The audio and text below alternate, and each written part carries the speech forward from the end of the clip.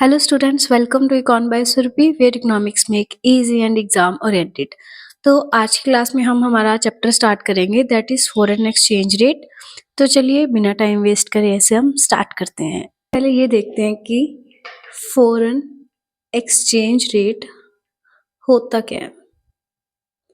ठीक है, तो फॉरेन एक्सचेंज रेट वो रेट है जिसपे हम किसी एक कंट्री की करेंसी को दूसरी कंट्री की करेंसी में एक्सचेंज कराते हैं। मींस हमें किसी कंट्री की करेंसी की कितनी यूनिट्स के बदले हमें उस देश की करेंसी मिलती है।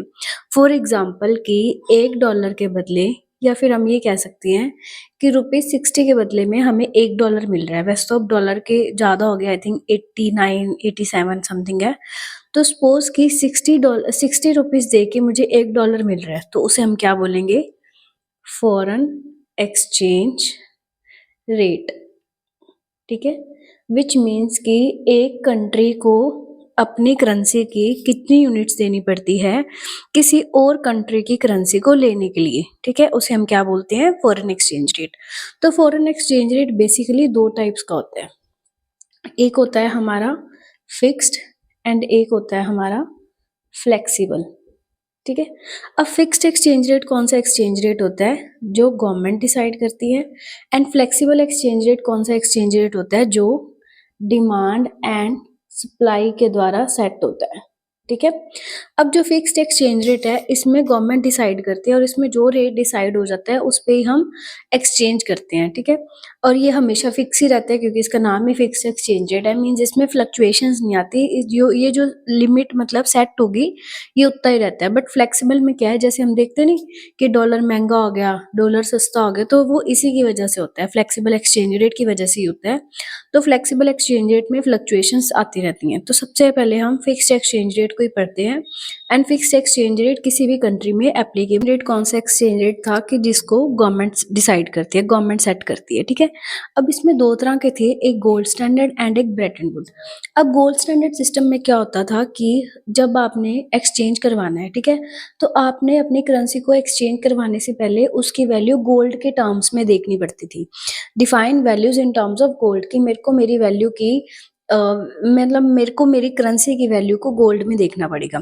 फॉर एग्जांपल वो कहता है कि ना एक यूके पाउंड की वैल्यू है 4 ग्राम ऑफ गोल्ड, एक यूएस डॉलर की वैल्यू है 2 ग्राम ऑफ गोल्ड।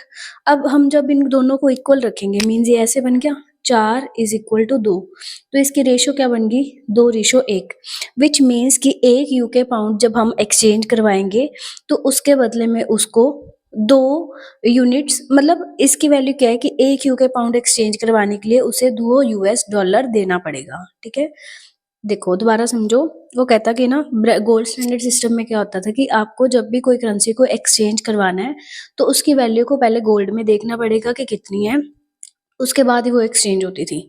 उसके बाद ये गोल्ड स्टैंडर्ड सिस्टम चेंज होकर किसमें चेंज हो गया? ब्रेटन वुड सिस्टम में। अब ब्रेटन वुड सिस्टम में क्या होता था, गोल्ड को हटा के वैल्यू किसमें फाइनल कर दी थी? यूएस डॉलर में।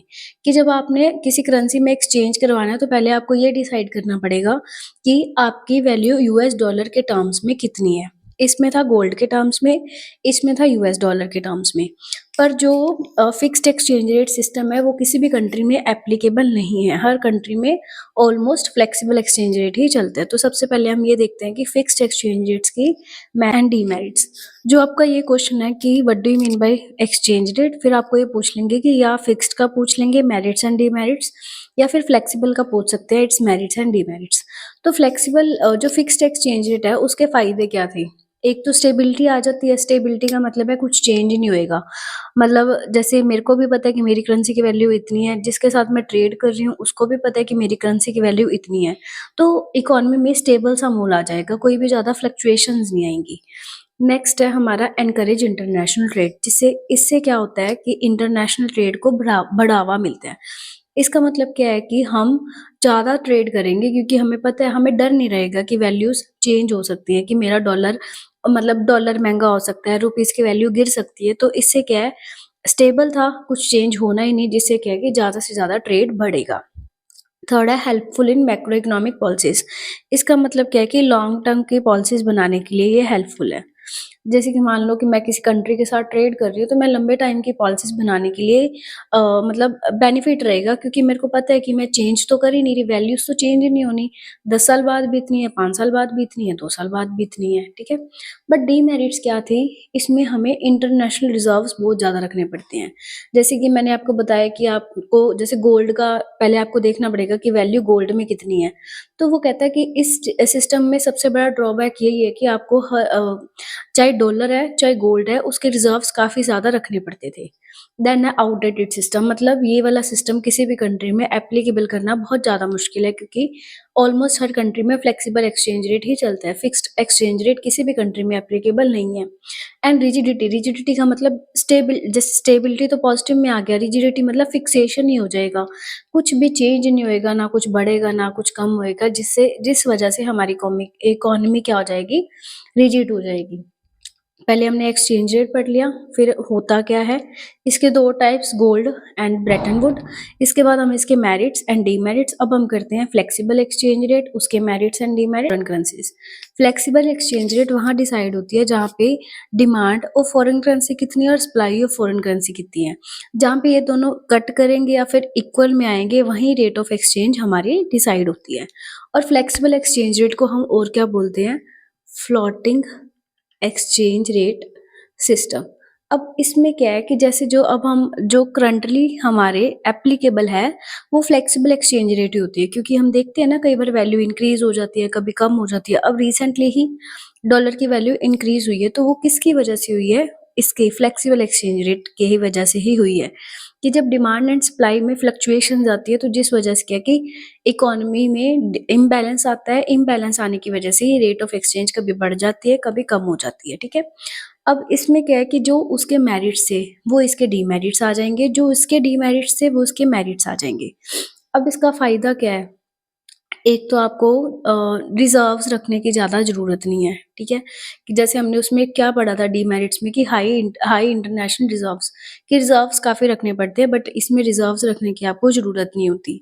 उसमें क्या पढ़ा था, स्टेबिलिटी, इसमें क्या आ जाएगा, इंस्टेबिलिटी, क्योंकि इकोनॉमी में कभी वैल्यू कम हो जाती है, कभी वैल्यू ज़्यादा हो जाती है, जिसकी वजह से क्या है, इकोनॉमी में फ्लक्चुएशंस आ जाती हैं, ठीक है?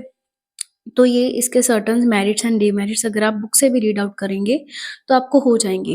अब इसमें ना डायग्राम्स कुछ इस तरह से बनते हैं, देखो, जहाँ पे demand of foreign exchange rate and supply of foreign exchange rate decide होती है, वहाँ पे इक्विलिब्रियम बनता है, एंड वहाँ पे ही फॉरेन एक्सचेंज रेट डिसाइड होता है, ठीक है, ओ एक्स वाई। अब इसमें ना आपका एक टॉपिक है कि जो इम्बैलेंस है वो कैसे कैसे बनता है। वैसे तो इम्बैलेंस के काफ़ी सिचुएशंस बन सकती है, बट आपके बुक में 2 ही है। कि अगर आप एक बार डिमांड इंक्रीज करके दिखा दो, तो डिमांड कभी इस तरह से शिफ्ट हो जाएगा। तो डिमांड बढ़ने पर क्या होता है, रेट ऑफ एक्सचेंज ऊपर की तरफ चला जाता है, ठीक है। और एक टॉपिक है आपका सप्लाई, डिमांड एंड सप्लाई दोनों बढ़ा कर ही दिखा रखी है। यहाँ पे इक्विलिब्रियम आ गया, यहाँ पे एक्सचेंज रेट। अगर सप्लाई इंक्रीज हो जाए तो क्या आएगा, नीचे की तरफ आ जाएगा, यहाँ कट कर गया, तो जिसकी वजह से क्या है, रेट गिर जाता है और क्वांटिटी इंक्रीज हो जाती है, मतलब यूनिट्स इंक्रीज हो जाती हैं। तो अब नेक्स्ट एंड लास्ट टॉपिक है हमारा demand for foreign exchange rate. अब इसका मतलब क्या है कि जैसे कि हम किसी करेंसी की डिमांड क्यों कर रहे हैं, ठीक है। सपोज कि मेरे को डॉलर चाहिए, तो मैं डॉलर की डिमांड क्यों कर रही हूँ। पेमेंट फॉर इंटरनेशनल लोन, अगर मैंने किसी कंट्री से बाहर से लोन ले रखा है तो उसकी पेमेंट भी उसी करेंसी में होगी।